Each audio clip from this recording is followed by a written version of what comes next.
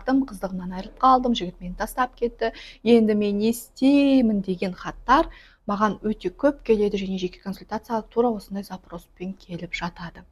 Ең бірінші квартираға шақырған жігіт түк болмайды, жай ғана кино көреміз, оның бәрі бос әңгіме. Тек үшін ғана деген әңгімемен басталады, соны сенің қызығыңнан айырылумен және сенің көз жасыңмен ғана аяқталады. Бұл жерде проблема қандай?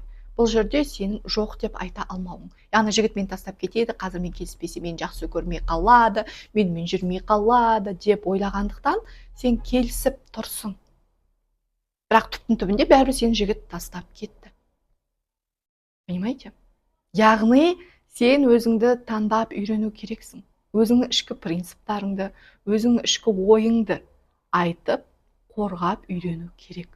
Және бұл ситуация сенде жай ғана барып қызығын айырып қалу емес, бұл эмоционалдық, физикалық тұрғыда зорлық болып саналады. Сен өз жігітіңнен былайша айтқан кезде зорлықты сезінесің. Из-за того, что сен жоқ деп айта алмайсың, ішкі келісім жоқ, ішкі конфликт жүреді, одан кезінде чувство вины болады, өзіңді кінәлау, жаңағыдай ұят сезімдері, ол сені жұтып қояды. Және бұл жағдай өміріңді до и после етіп өзгертіп жіберетіндей травма салуы ықтимал.